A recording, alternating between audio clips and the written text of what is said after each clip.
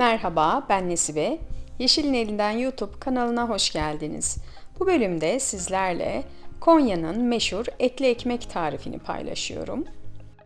Evimizdeki imkanlarla en az Konya'daki kadar güzel, çıtır çıtır, lezzetli etli ekmekler yapmak istiyorsanız video boyunca bahsedeceğim püf noktalarına lütfen dikkat edin. Umarım videoyu izlerken keyif alır, beğeni ve yorumlarınızı da benimle paylaşırsınız. Etli ekmeğin öncelikle hamurunu hazırlayalım. Bunun için derin bir yoğurma kabının içerisine klasik su bardağıyla 5 su bardağı un koyalım. Benim kullandığım malzeme miktarlarıyla normal ev fırınlarında pişirilebilecek büyüklükte 21 tane etli ekmek çıktı. Siz istediğiniz sayıda etli ekmek için malzeme miktarlarını oranlayabilirsiniz. Unun içerisine 1 yemek kaşığına yakın tuz ekleyelim. Ve bir spatula yardımıyla un ve tuzu karıştıralım. Ve bu karışımın içerisine de 2 yemek kaşığı kadar zeytinyağı ekleyelim. Bunu da yine şöyle spatula yardımıyla bir karıştıralım. Ve yine klasik su bardağıyla 3 su bardağı ılıktan daha sıcak su ekleyelim. Kullandığımız su aşırı sıcak olmasın ama ılıktan bir tık sıcak olursa o zaman hamurumuzun daha esnek olmasını sağlar. Bu da biz hamuru açarken işimizi kolaylaştırır. 3 su bardağı suyu ekledikten sonra spatula yardımıyla bütün malzemeleri güzelce karıştıralım. Gördüğünüz gibi cıvık bir hamur elde ettik. Bu hamuru spatula ile 1-2 dakika böyle karıştırdıktan sonra yavaş yavaş un eklemesi yaparak hamurumuzu yoğurmaya başlayalım. Yarım su bardağı un ekleyip 2-3 dakika yoğurup tekrar yarım su bardağı un ekleyip 2-3 dakika yoğurarak böyle istediğimiz kıvamda hamur elde edelim. Ve toplamda 3 su bardağı su için ben 7,5 su bardağı un kullandım. Tabii ki unun miktarı sizin kullandığınız unun kalitesine göre değişecektir. O yüzden lütfen unu yavaş yavaş ekleyin, peyderpey ekleyin. Gördüğünüz gibi hamurumuza maya eklemedik. Çünkü etli ekmek hamuruna maya eklenilmez ya da eklenilecekse çok az miktarda eklenilir. Böylece etli ekmeğimizin hamuru tıpkı Konya'daki gibi çıtır çıtır, incecik olur. Daha önce mayasız hiç denememişseniz bir kere denemenizi tavsiye ederim. Aradaki farkı siz de göreceksiniz. Toplam 10 dakika kadar yoğurduktan sonra hamur artık elimizden sıyrılmaya başlayacak. Ama hamurumuz çok katı değil, hala biraz ele yapışır seviyede. Bu seviyede olduğu zaman hamurun unu yeterli demektir. Bundan daha fazla un eklerseniz, elinizden tamamen sıyrılmasını beklerseniz o zaman çok fazla unu eklemiş olursunuz ve etli ekmeklerimizi yaparken hamur o kadar esnek olmaz. Ayrıca etli ekmekleriniz de çok sert olur. O yüzden hamur hala biraz ele yapışıyor ve cıvık haldeyken un eklemeyi bırakın. Sertlik seviyesini görüyorsunuz. Hala biraz yumuşak ama artık elden sıyrılabilen bir hamur. Ve son bir kez hamuru toparlayın. Kabın kenarındaki hamur parçalarını da hamurunuza ekleyin ve hamurun kapağını kapatıp hamuru dinlenmeye alalım. Ben normalde pide, lahmacun gibi etli ekmek çeşitleri yaptığım zaman hamuru sabahtan hazırlıyorum ve en az bir 5-6 saat hamuru dinlenmeye bırakıyorum. Siz de böyle yaparsanız çok iyi sonuç alırsınız ve hamurunuz iyi dinlendiği için çalışması çok kolay olur. Ama 5-6 saat kadar vaktiniz yoksa en az 1 saat dinlendirin lütfen. Hamur yeterince dinlendikten sonra hamurdan ceviz büyüklüğünde bezeler alalım. Lütfen bezeleri alırken çok fazla büyük almayın.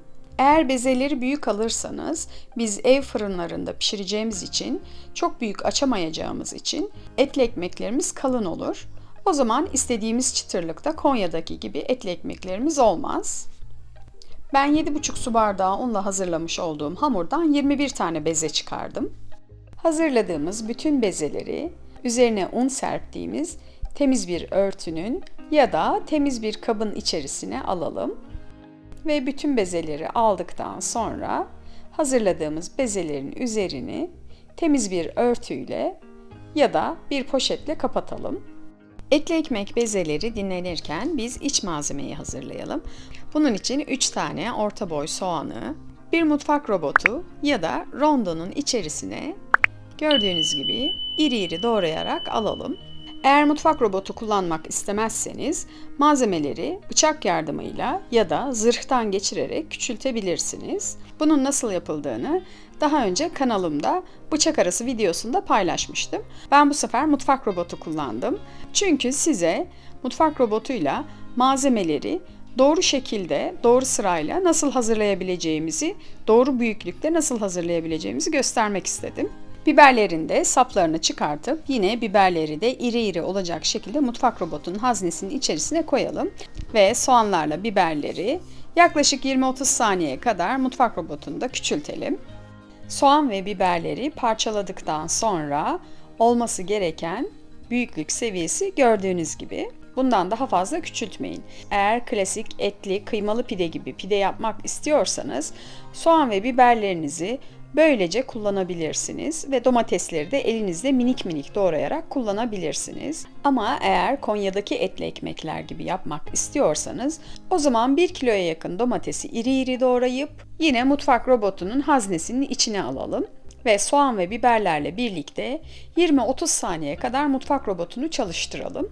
Kullandığınız domateslerin çok sulu olmamasına, daha ziyade etli domates olmasına lütfen dikkat edin. Çünkü domatesleriniz çok sulu olursa iç malzemeniz çok sulanır. Bu da etli ekmeğinizin kalitesini düşürür. Eğer kullandığınız domatesler yaz domatesi değilse, yani renk veren, güzel bir renk veren domates değil de daha kış domatesi ise istiyorsanız malzemenizin içerisine 1 tatlı kaşığı kadar domates salçası ekleyebilirsiniz. Ama ben tercih etmediğim için eklemiyorum.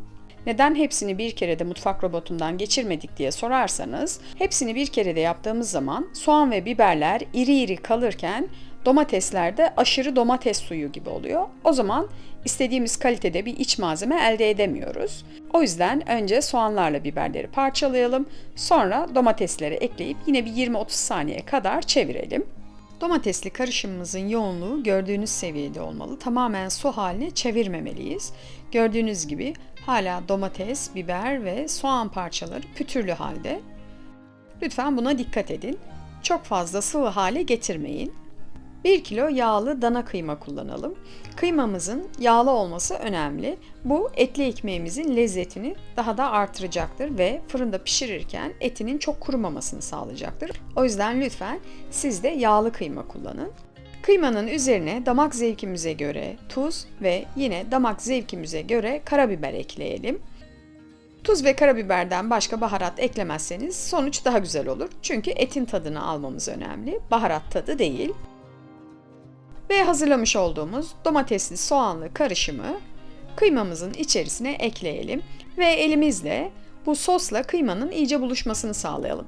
Burada dikkat etmemiz gereken şey, köfte yoğurur gibi kıymayla sosu yoğurmuyoruz. Köfte yoğurur gibi yoğurursak o zaman etli ekmeğimizin kalitesi düşer.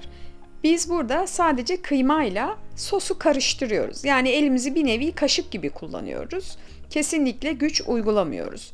Bütün malzemeyi karıştırdıktan sonra tuz seviyesini kontrol edip gerekirse biraz daha tuz ekleyebilirsiniz. Mümkünse etli ekmeğin iç malzemesini son dakikada hazırlayın. Yani artık etli ekmekleri pişireceğiniz dakikada hazırlayın. Çünkü içerisinde domates kullandığımız için eğer çok önceden hazırlarsak domates çok sulanır. Eğer önceden hazırladıysanız ve domates çok sulandıysa da o zaman bir süzgeç yardımıyla domatesin suyunu süzerek kullanabilirsiniz. Bütün iç malzemeyi böyle hazırlayıp bir kenara alalım. Tezgahımızı unlayalım ve en az yarım saat dinlenmiş olan bezelerimizden alıp oklava ya da merdane yardımıyla gördüğünüz büyüklüklerde açalım. Bundan daha büyük açmayın lütfen. Çünkü içerisine iç malzeme koyup sıcak fırına elimizle taşırken hamur zaten esniyor. Biraz daha büyüyor. Ben fırında ikişer ikişer pişirdiğim için önce ikişerli olarak hamurunu hazırlıyorum. Sonra iç malzemesini koyuyorum ve ikisini birden fırına koyuyorum. Gördüğünüz gibi hamurlar zaten çok esnek olduğu için merdane ile 1-2 hareketle hemencecik açılıyor. Açmış olduğumuz hamurun üzerine kullandığımız hamurun bezesinin büyüklüğü kadar iç malzemeden alalım ve bu iç malzemeyi gördüğünüz gibi kenarlarda da boşluk bırakmadan hamurun her tarafına eşit gelecek şekilde güzelce yayalım. Ben etli ekmeklerin şeklini eski usul Konya etli ekmekleri gibi yaptım. Siz isterseniz yeni usuldeki gibi yani uzun ince etli ekmekler yapabilirsiniz. Şimdi gelelim Konya'daki gibi ekmeği çıtır çıtır ama eti hala sulu, kurumamış, mis gibi etli ekmekler yapmanın en önemli püf noktasına. Yani evdeki fırınlarla bunu başarmanın püf noktasına. Bildiğiniz gibi lokantalarda etli ekmekler, pideler fırına konduğu zaman direkt sıcak bir zemine temas ediyor. Bunu aynı şekilde evimizde de başarabiliriz. Ev fırınlarında da pidelerin, etli ekmeklerin direkt sıcak bir zemine temas etmesini sağlayabiliriz. Bunun için bir tane fırın tepsisini fırının orta katına ters bir şekilde koyalım. Ve fırınımızı mümkün olan en yüksek seviyede açalım. Ve fırın tepsisini asla fırından çıkarmayalım. Tepsi fırından hiç çıkmadığı için tepsi her zaman yüksek sıcaklıkta olacak. Yani lokantalarda etli ekmek salonlarındaki gibi etli ekmeğimizi fırına koyduğumuz zaman etli ekmek direkt sıcakla temas edecek. Böylelikle etli ekmeklerimiz çıtır çıtır olacak. Etleri ise kurumadan sulu bir şekilde, güzel bir şekilde pişmiş olacak. Bu da en önemli püf noktasıydı. Hazırladığımız etli ekmekleri gördüğünüz gibi iki elimizin üzerine alalım ve hafifçe elimizle esneterek önceden ısıtılmış ve hep sıcak olan fırın tepsisinin üzerine dikkatli bir şekilde koyalım. Ve etli ekmeklerimiz kızarana kadar pişirelim. Burada net bir vakit söylemiyorum çünkü herkesin fırın kapasitesine göre değişecektir. Benim fırınımda etli ekmekler yaklaşık 7 dakikanın sonunda istediğim kızarıklık seviyesine geliyordu. Lütfen etli ekmekleri fırında çok uzun süre tutmayın. Çünkü o zaman etli ekmekleriniz çok kurur ve sertleşir. Gözünüz fırında olsun. İstediğiniz kızarıklık seviyesine geldiği zaman artık etli ekmeklerinizi fırından alın ve sıcak sıcak gönlünüzce servis edin. Umarım bu tarifi beğenmişsinizdir ve siz de evlerinizde dener, ev imkanlarıyla da en az etli ekmek salonlarındaki kadar güzel etli ekmekler yapabileceğinizi görürsünüz ve bu güzel etli ekmekleri sevdiklerinizle afiyetle yersiniz. Beğeni ve yorumlarınızı da benimle paylaşırsanız beni çok mutlu edersiniz. Emeğimi beğendiyseniz beğen tuşuna basmayı, bu tarifi başkalarının görmesini istiyorsanız tarifimin linkini paylaşmayı, mutfağımda pişen diğer lezzetlerden haberdar olmak istiyorsanız kanalıma abone olup zil sesini açmayı lütfen unutmayın. Başka tariflerde buluşmak üzere, sevdiklerinizle birlikte afiyetle kalın.